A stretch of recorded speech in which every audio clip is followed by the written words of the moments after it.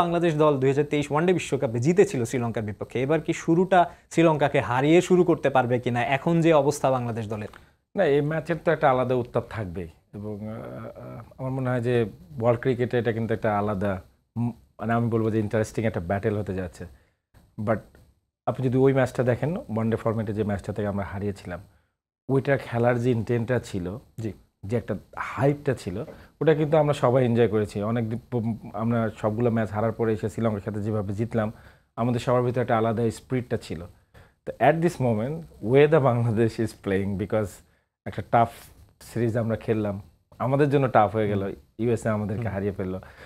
Last ম্যাচটা আমরা ইন্ডিয়ার সাথে যেভাবে খেললাম, দেশের মানুষ বলেন বা এক্সপেক্টেডার যারা আছে তারা কম বেশি সবাই হতাশ, বিকজ অফ আমাদের অ্যাপ্রোচটা দেখে।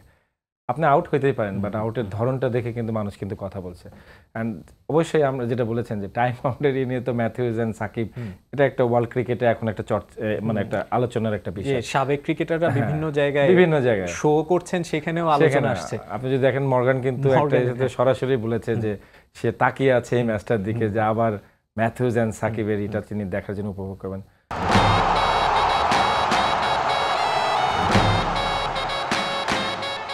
সো আমরা আশা করি, যেহেতু আপনার এই মুহূর্তে আশা করা ছাড়া আর আসলে কোনো অপশনই নেই, তো আমরা আশা করতে পারি যে হ্যাঁ আমাদের টিমটা ভালো খেলবে এবং ইনশাল্লাহ সেট দ্য টোন। আমি বলবো যে প্রথম ম্যাচে যদি আমরা টোনটা সেট করতে পারি, অন্যরা কি ভাবছে বা ভাবছে জানি না, বাট আপনি যদি বলেন হারলেও বাংলাদেশ, জিতলেও বাংলাদেশ, তো আমার তরফ থেকে অলওয়েজ শুভকামনা বাংলাদেশের জন্য। আই হোপ যে বাংলাদেশ টুর্নামেন্টের শুরু থেকে আসলে নিজেদেরকে সেরা ফর্মে ফেরত পাবেন।